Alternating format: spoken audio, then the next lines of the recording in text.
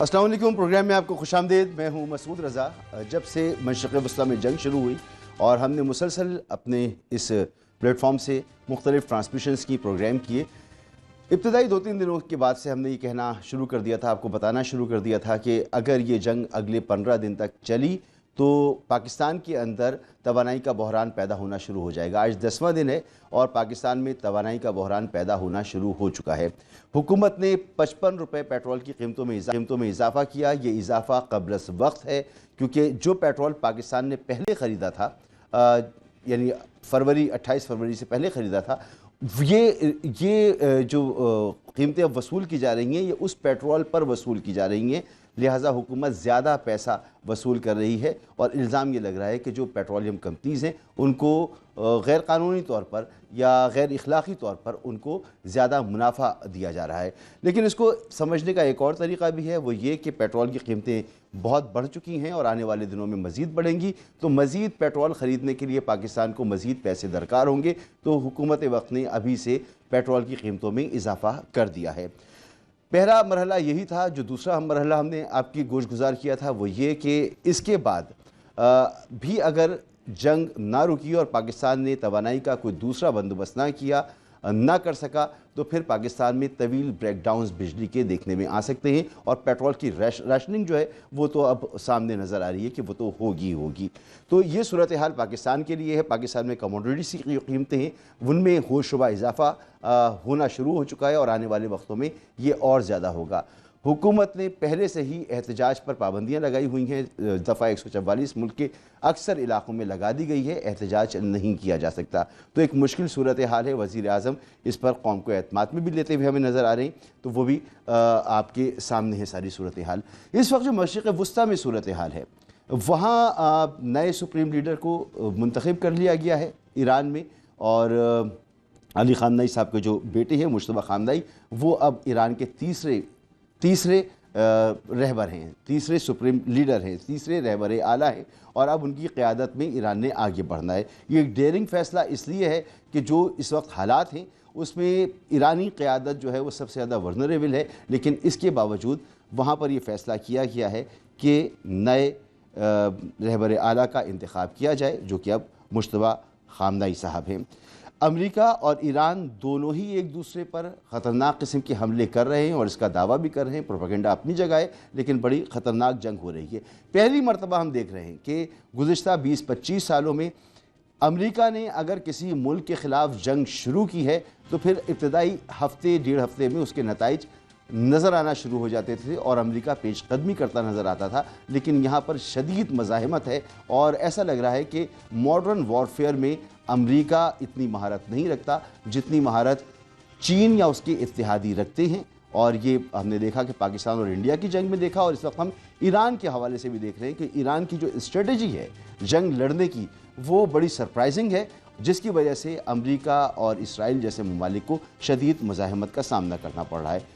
جنگ کس طرف جا رہی ہے؟ خطے میں پہلے ہی پھیل چکی تھی، دنیا کے کئی ممالک ایسے ہیں جو اس جنگ سے دوری اختیار کر رہے ہیں، یورپی ممالک ہیں، جرمنی نے کیا، اسپین نے اس جنگ کے خلاف بات کی، اور اب سوئٹزرلینڈ نے بھی کہا ہے کہ امریکہ کا یہ حملہ غیر قانونی تھا۔ ہمارے ساتھ موجود ہیں اس وقت ایڈمرل ریٹائرڈ فیصل شاہ صاحب، آپ دفاعی تجزیہ کار ہیں، سر آپ کا بہت شکریہ۔ بریگیڈیئر ریٹائرڈ حارث نواز صاحب، سر آپ کا بھی بہت بہت شکریہ، اور ڈاکٹر شازیہ انور چیمہ صاحبہ، ماہر بین الاقوامی امور، ڈاکٹر صاحبہ آپ کا بھی بہت بہت شکریہ۔ ڈاکٹر صاحبہ آپ بتائیے کہ اس وقت آج سوئٹزرلینڈ کی طرف سے بھی کہہ دیا گیا کہ یہ جو جنگ ہے یہ غیر قانونی جنگ تھی اور اس کی حمایت نہیں کی جا سکتی، دنیا اس سے ڈسٹنس کرتی نظر آ رہی ہے، امریکہ اپنی جو پوزیشن تھا وہ ہمیں لوز کرتا ہوا نظر آ رہا ہے، کیا ہم کہہ سکتے ہیں؟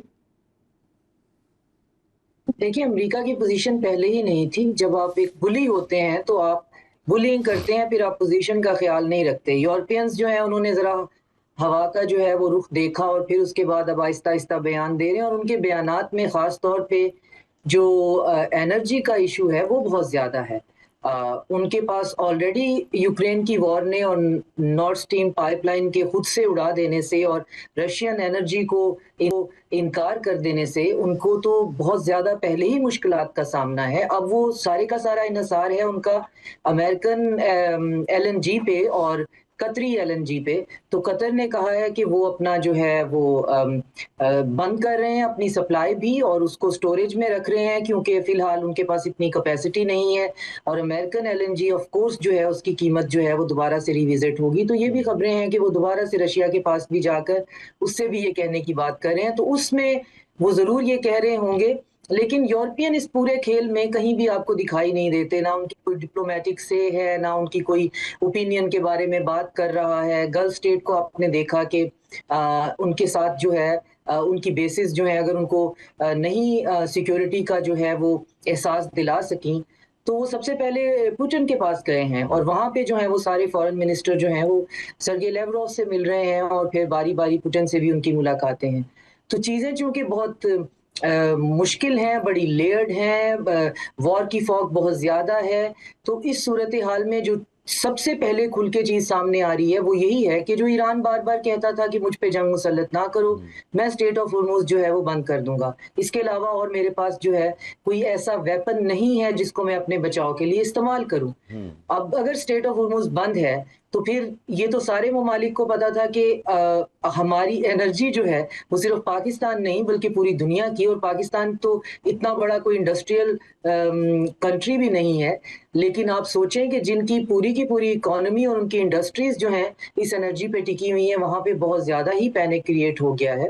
اور اس میں میکرون نے کہا ہے کہ ہم جو ہیں اپنے فلیٹس بھیج کر راستہ کھلوانے کی بات کریں گے. تو یہ باتیں تو آتی ہی رہیں گی, لیکن اصل بات یہ ہے کہ جنگ جو ہے وہ آف کورس پھیل چکی ہے, جس میں فالس فلیگ آپریشنز کا بہت بڑا ہاتھ ہے. آذربائیجان پہ ہونے والا اسرائیلی حملہ جو ہے جو کہ ایران کے گلے پڑنے لگا تھا, اور پھر اس کے بعد سائپرس کا اٹیک جو ہے, سعودی عربیہ میں آرامکو کے اوپر جو اٹیک ہے, بالکل یہ سارے کے سارے جو ہیں وہ اسرائیلی ہیں, اور اب پکڑے بھی جا رہے ہیں. ٹکر کارلسن نے اپنے ریسنٹ ایک پروگرام میں کہا ہے کہ اس کے اپنے کویتی فرینڈز نے اسے بتایا ہے کہ ہم نے بھی یہاں سے 5-6 جو ہیں وہ اسرائیلی جو ہیں وہ کچھ سیبوٹیج مشن پہ تھے, ہم نے انہیں پکڑا ہے. بحرین کے اندر شدید رائٹس ہیں, وہاں کی شیعہ پاپولیشن جو ہے وہ حکومت کے خلاف کھڑی ہو گئی ہے, اور سب اس کی لپیٹ میں آنے والے ہیں. اور سب کو یہ سمجھ میں نہیں آ رہا کہ اب اس چیز کو اب روکا کیسے جائے گا, کیونکہ جس جنگ کے اندر امریکہ شامل ہو گیا ہے اس کے کیا آبجیکٹیو ہیں اور اس کی وکٹری کیا ہے. یہ شاید امریکہ کو بھی نہیں پتا ڈاکٹر صاحبہ, یہ شاید امریکہ کو بھی نہیں پتا. امریکہ کو بھی پتا نہیں ہے, اور آج کل جو آج ان کا میڈیا جو کہہ رہا ہے اور وہ ریپیٹ کرتے ہیں نا, ایک ہی اسکرپٹ ان کے پاس جاتا ہے. آج جو بھی ان کا جو سینیٹر سے لے کر جو بھی حکومتی نمائندہ آ رہا ہے اسکرین پہ وہ بات کر رہا ہے جی کہ ہم یہ شارٹ ٹرم پین ہے for the sake of long term gain.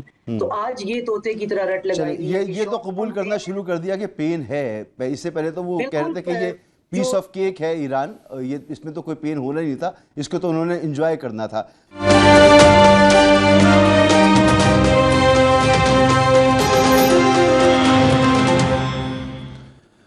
Welcome back. Doctor صاحبہ, جیسے بریک سے پہلے ایڈمرل صاحب فرما رہے تھے کہ امریکہ بڑے سوچ سمجھ کر آیا ہے اور اسٹیٹ آف ہرمز پر وہ قبضہ کرنا چاہتا ہے. وہ نہیں چاہتا اس کے مطابق کہ کوئی غاصب اس پر قبضہ کرے, وہ ایران ہو سکتا ہے یا وہ چائنا ہو سکتا ہے.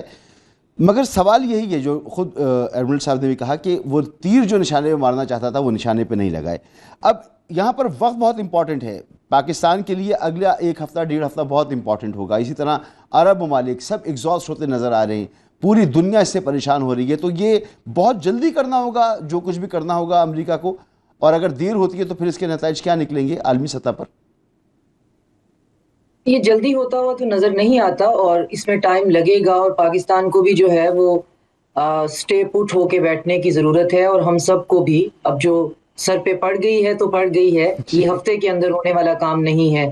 لیکن جہاں تک اس کے آبجیکٹیو کا تعلق ہے تو ایڈمرل صاحب درست فرما رہے ہیں کہ یہ آبجیکٹیو ہمیشہ سے ہیں. اگر اس کے تانے بانے تو کیسنجر اور آپ کو ان کی کتابوں سے بھی مل جاتے ہیں, ان کی باتوں سے, انٹرویوز سے مل جاتے ہیں. یہ عراق کے فوراً بعد بھی ایران کی طرف انہوں نے آنا تھا, لیکن عراق نے ان کو پھر مارا ہی اتنا کہ وہاں سے اتنے کنزیوم ہو گئے, تو پھر ان کو نکل کے اپنی اسٹریٹجی چینج کرنی پڑی. یہ وہی 7 ممالک ہیں, اس میں کوئی نئی بات نہیں ہے. اور گلف کے اندر جتنی بھی بیسز بنائی گئی تھیں وہ ایران سے ہی بچانے کے لیے اور اسٹریٹ آف ہرموز کو کھولنے کے لیے ہی بنائی گئی تھی. ان کا پریٹینس یہی تھا کہ آپ گلف کنٹریز جو ہیں آپ انویسٹمنٹ کریں گے اور ہم آپ کو پروٹیکشن دیں گے, آپ پروٹیکشن منی دیں گے.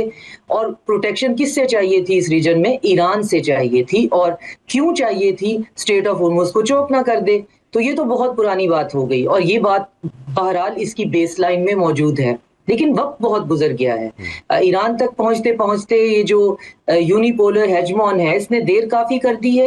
اور اس میں پھر اس دفعہ کے حملے میں جو بات ہم کہہ رہے ہیں اس سے بالکل انکار نہیں ہے کہ ان کی آبجیکٹو نہیں ہے, ہیپ ہیزرڈ ہے. نیتن یاہو کو لگتا ہے کہ اتنا کانوں کا کچا آدمی دوبارہ وائٹ ہاؤس میں نہیں ملے گا.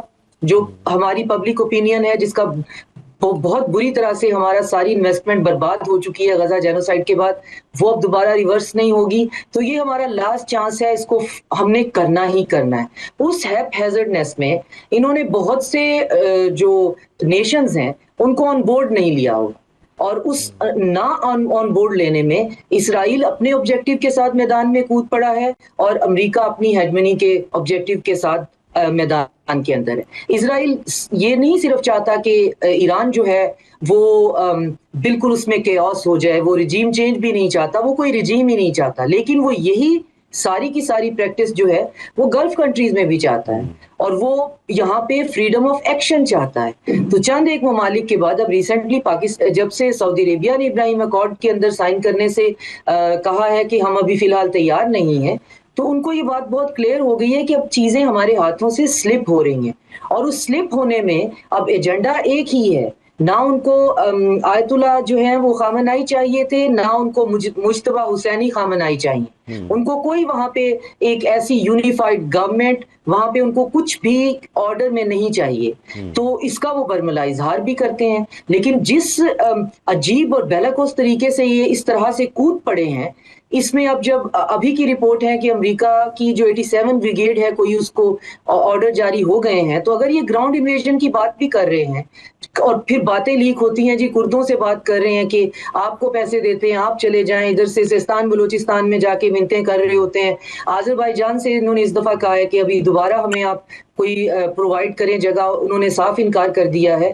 تو اب ان کے پاس سوائے جو ہے وہ خوزستان کی طرف سے اور ادھر سے آرمینیا کی طرف سے جو ٹرمپ کوریڈور ہے, ان کے پاس کوئی اور ایکسس بھی نہیں ہے. اور اب یہ اپنے گراؤنڈ سولجرز جب زمین پہ اتارنے لگے ہیں تو آگے ایک بیٹل ہارڈن آرمی ہے جو 40 سال سے پہلے 6 ممالک کی تباہی دیکھ رہی ہے اور اپنا انتظار کر رہی ہے, جو کہ آراچی نے کہا بھی ہے NBC کو انٹرویو دیتے ہوئے, CBNC کو, کہ اس نے کہا کہ ہم تو جو ہے وہ گراؤنڈ سولجرز آپ کو بھیجنے لگے ہیں. تو اس نے کہا وی آر ویٹنگ.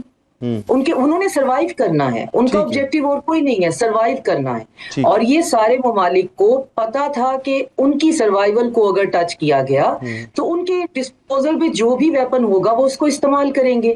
تو ان کے پاس ان کی آرسنل میں, ان کی پاکٹ میں, ان کی سلیوز میں اسٹریٹ آف ہرمز ہے, تو وہ اس کو بند کریں گے. اور وہ بند کیوں کریں گے؟ تاکہ آپ ان پہ اٹیک بند کریں. تو بجائے اس کے کہ آپ ان پہ اٹیک بند کر کے یہ سارا مسئلہ ختم کریں اور ایران کی سوورینٹی کو انٹیکٹ رہنے دیں, آپ یہ نہیں چاہتے ہیں, کیونکہ ہبرس ہے کہ اگر پہلے 6 جو ہیں وہ ہم اپنا مقصد حاصل کر چکے ہیں تو یہ 7واں کب تک ٹکا رہے گا؟ 7واں کب تک ٹکا رہے گا میں ایران اور رشیا اور پاکستان جو ہیں, سوری چائنا, رشیا اور پاکستان کو بہت ڈیفیکلٹ پوزیشن میں ڈال دیا ہے.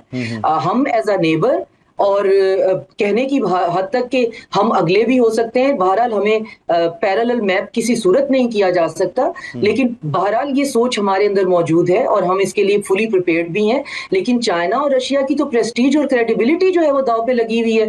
وہ جو برکس اور شنگھائی کارپوریشن اور نیو ورلڈ آرڈر اور سیولائزیشن کا انیشیٹو اور کنیکٹیوٹی کوریڈور, یعنی ڈاکٹر صاحب یہ کہہ سکتے ہیں نا کہ اس جنگ کے بعد ایک نیو ورلڈ آرڈر جو کچھ بھی ہوگا وہ اس کے خد و خال ہمارے سامنے واضح ہونا شروع ہو جائیں گے.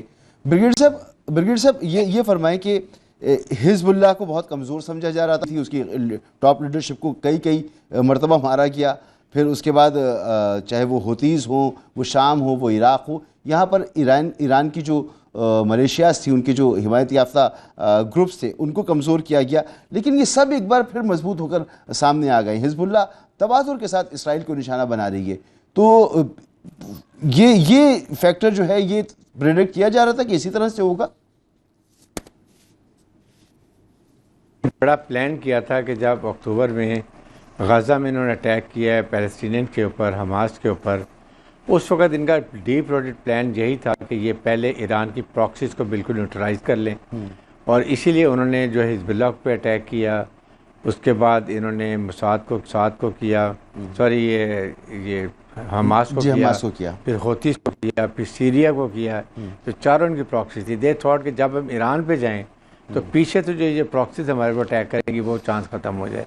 کافی حد تک نیوٹرلائز کر لیا، ابھی بھی حزب اللہ کر رہے ہیں، حوثیز کر رہے ہیں، بٹ جو حماس کو کافی نیوٹرلائز کیا، بٹ آئی تھنک کہ اسٹیج بھی کچھ نہ کچھ ان کے لیے پرابلم کھڑی کریں۔ تو الٹیمیٹلی اسرائیل نے خود ریکویسٹ کیا امریکہ کو کہ ہماری سیز فائر کروا دیں، لیکن اس کے بعد جب اس دفعہ آئے ہیں تو اس دفعہ انہوں نے بہت غلطی کی۔ دیکھیں ایران کو پتہ تھا کہ میرے پر ایک دن امریکہ اور اسرائیل نے اٹیک کرنے، وہ پچھلے 20-25 سال سے ایک ہی تیاری کر رہے تھے۔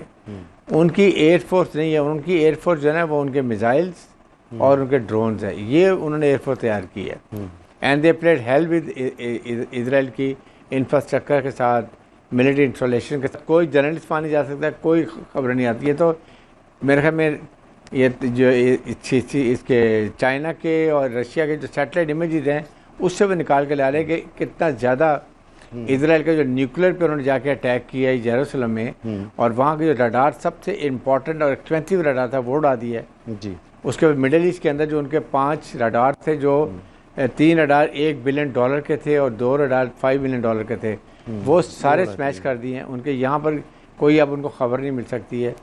تو یہ چیزیں امریکن کو سرپرائز ہوئی ہیں، جس طریقے سے ایرانی قوم نے ریزیلینٹ دکھایا ہے اور قومیت دکھائی ہے، اور ڈسپائٹ دا فیکٹ کہ پہلے دن ان کے اسپرچول لیڈر ساتھ 40-45 اور کمانڈرز مارے گئے، بٹ انہوں نے ورکنگ کی ہوئی تھی کہ ہم نے 1 ٹیئر 2 ٹیئر 3 ٹیئر، اور ان کے پروونسز تھے 31 ان کو انہوں نے انڈیپینڈنٹ ڈیسینٹرلائزیشن کی ہوئی تھی، اور انہوں نے لانچر سائٹ بھی انڈر گراؤنڈ بنائی ہوئی تھی، وہاں سے لانچ کر جو ان کو ڈیٹیکٹ کرنے بڑا مشکل کام پیش آ رہا تھا۔ اس سٹیج کے اوپر دیکھیں امریکہ پھنس گیا ہے۔ وہ مثال جو ہے نا، میں تو کمبل کو چھوڑتا ہوں، کمبل مجھے نہیں چھوڑتا۔ ایشو یہ ہے کہ اس سٹیج کے اوپر امریکہ کو ایک سیف پیسے چاہیے، ایک کریڈیبل پیسے چاہیے۔ اسٹریٹجی ہوتی ہے نا آرمی کی کہ آپ نے اینڈ لڑائی کہاں ختم کرنی ہے اور کس سٹیج پہ کرنی ہے، اور پھر نیگوسیشن کیسے کرنی ہے، وہ انہوں نے پلان نہیں کی ہے۔ انہوں نے سارے کارڈ دے دی، ہم نے نیوکلیر ختم کرنا ہے، میزائل ختم کرنے ہیں، رجیم چینج کرنا، رجیم چینج کر سکے سر، وہ تو اپنے کسی میزائل بھی جو پرانے تھے ایسے زون میں رہے نا کہ انہوں نے کسی جی کسی بھی جنگ میں انہوں نے کبھی یہ پلان کیا نہیں کہ باہر کیسے بالکل۔ اب ایک برگیڈیئر صاحب ایک بریک لینا ہے مجھے، بریک کے بعد واپس آتے ہیں، اور جو ڈاکٹر شازیہ سے بھی گفتگو ہو رہی تھی تو بات یہ ہوئی کہ کیا اس جنگ کے خاتمے کے بعد، جب بھی اس کا خاتمہ ہو، تو جو بھی نیو ورلڈ آرڈر ہوگا وہ ڈیفینیٹلی ڈیفائن ہو چکا ہوگا کہ اب خاص طور پہ اس خطے میں کس کی ہیجمنی ہوگی۔ ایک بریک کے بعد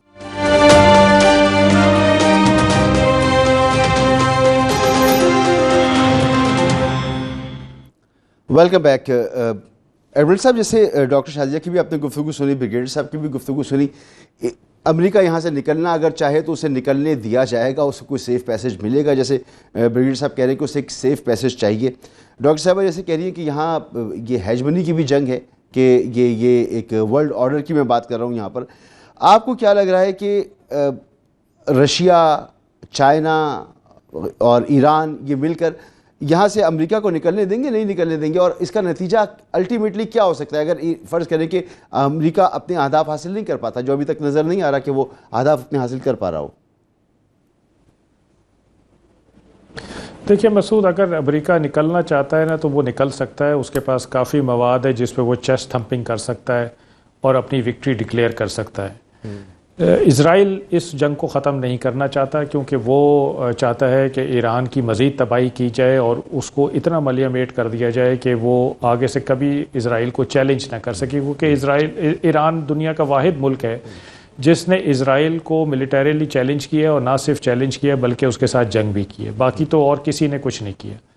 اچھا، اسرائیل یہ بھی چاہتا ہے کہ جو باقی عرب ممالک ہیں وہ اس جنگ میں شامل ہو جائیں باقاعدہ طور پہ، اور اس کو ظاہری بات ہے اس سے فائدہ ہوگا کہ ان کا ویپن پلیٹ ایکوپمنٹ جو کہ امریکن اور ویسٹرن اوریجن ہے وہ کام میں آ جائے گا, انٹیگریٹ ہو جائے گا US اور اسرائیل کے ساتھ, اور جو سپلائی چین کا ایک ایشو بنا ہوا ہے وہ یہیں سے پوری ہو جائے گی.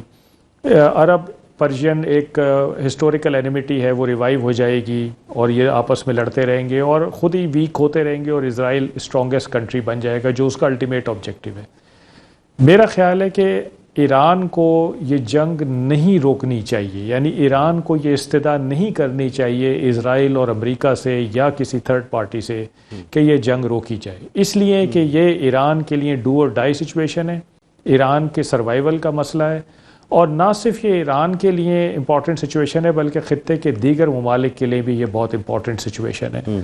ایران اگر آج کہہ دیتا ہے کہ جی یہ جنگ روک دی جائے اور میں بات چیت کے لیے تیار ہوں, تو میں آپ کو گارنٹی دیتا ہوں کہ کچھ مہینے بعد یہ جنگ دوبارہ ایران پہ مسلط کر دی جائے گی, اور یہ ایرانیوں کو چیز پتہ ہے اور وہ کبھی استدعا نہیں کریں گے. امریکہ کا واپس جانا, اس جنگ سے نکلنا یا اس کو پھنسائے رکھنا, دیکھیں امریکہ کو اگر پھنسا کے رکھ کے بلیڈ کرنا ہے تو وہ تو میرا خیال ہے کہ ایک ایسی اسٹریٹجی ہوگی جو چائنا, رشیا اور ایران ظاہری بات ہے کہ اس میں انٹرسٹڈ ہوں گے, بیکاز ابھی ہاتھی ایک نغے میں آیا ہے. لیکن امریکہ یہاں سے میرا اپنا خیال ہے کہ جانا نہیں چاہے گا. اور جو ڈاکٹر شازیہ بات کر رہی ہیں کہ بالکل یہ پرانا ایک پلان ہے, بالکل یہ صحیح ہے کہ امریکہ یہاں پہ اپنے پیٹرو ڈالرز کی وجہ سے انفلوئنس رکھنا چاہتا تھا, اپنا پولیٹیکل, ملٹری اور اکنامک انفلوئنس ہمیشہ اس نے یہاں مینٹین کیا ہے, اور اس نے اسلحہ بیچا ہی یہاں پہ سب سے زیادہ ایران کے خلاف ہے, اسرائیل کے خلاف نہیں بیچا تھا. اب کچھ دنوں سے باتیں ہونا شروع ہو گئی تھیں کہ یہ پیٹرو ڈالرز کے بجائے یوان میں بھی ٹریڈنگ ہوگی تیل کی, تو وہ بھی ایک امریکہ کو دھچکا تھا کہ یہ یوان میں نہ شروع کر دیں ٹریڈنگ, کیونکہ پیٹرو ڈالر ڈائریکٹلی کنٹریبیوٹ کرتے ہیں امریکن اکانومی میں. پھر اگر آپ فرض کریں کہ ایران اور عربیوں کی لڑائی جو چائنا نے ختم کروائی تھی اور اب اچھا پیچ اپ ہو گیا تھا, وہ بھی امریکہ کے لیے ایک دھچکا تھا, کیونکہ ایران کی بیسس پہ تو امریکہ نے ہمیشہ یہاں اپنا انفلوئنس مینٹین کیا ہے, تو وہ بھی ختم ہو رہا تھا. تو اس لیے یہ امریکہ یہاں آ کے, میرا اپنا یہ خیال ہے کہ پہلے بھی موجود تھا لیکن اب بہت زیادہ فارورڈ پوسچر میں موجود رہے گا. اور میں جو آپ کو یہ کہہ رہا ہوں کہ اسٹریٹ آف ہرمز ایک وہ علاقہ ہے جو ڈیفائن کرے گا کہ اس دنیا کا فیوچر کیا ہے, جیو پالیٹکس کا فیوچر کیا ہے, یہ اسٹریٹ آف ہرمز ڈیفائن کرے گا جب بھی اس پہ لڑائی شروع ہوتی ہے.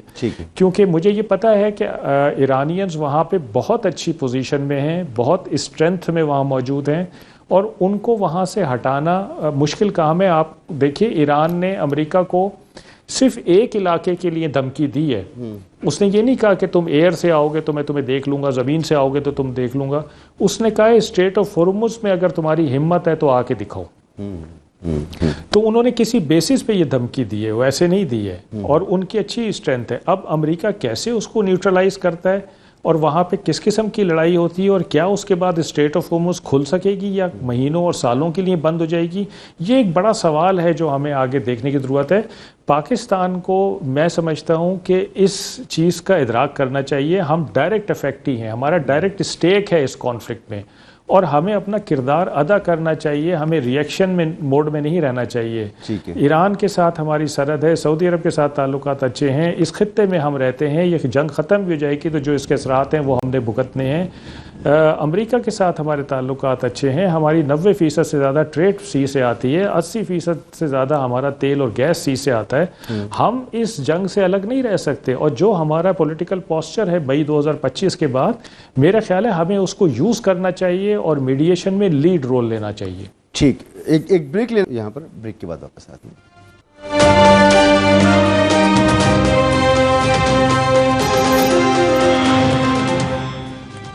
Welcome back. مشرق وسطیٰ جنگ کی لپیٹ میں ہے, پورا خطہ اس وقت جنگ کی لپیٹ میں ہے, اور اس کے جو اثرات ہیں وہ اب محسوس کیے بھی جا رہے ہیں. پاکستان اسٹاک ایکسچینج کی آج مندی بہت زیادہ ہم دیکھ رہے ہیں, گراوٹ اس میں صرف پاکستان نہیں بلکہ دنیا بھر میں اسٹاک ایکسچینجز جو ہیں وہ زوال کا شکار ہیں. آئل پرائسز ہائیک پر ہیں, کموڈیٹیز کی پرائسز بڑھ رہی ہیں, ذرائع نقل و حمل محدود ہو رہے ہیں. تو ایک مشکل وقت سامنے نظر آ رہا ہے. پاکستان اس میں کیا کردار ادا کرتا ہے, پاکستان کا جو آفیشیل موقف ہے آج وزیر اعظم صاحب نے وہ دے بھی دیا ہے. اب دیکھیں کہ آگے ہوتا کیا ہے. فی الحال بہت شکریہ آپ کا رائل ایڈمرل ریٹائرڈ فیصل شاہ صاحب، جناب بریگیڈیئر ریٹائرڈ حارث نواز صاحب اور ڈاکٹر شازیہ انور چیمہ صاحبہ۔ اجازت دیجیے کل تک کے لیے، اللہ حافظ۔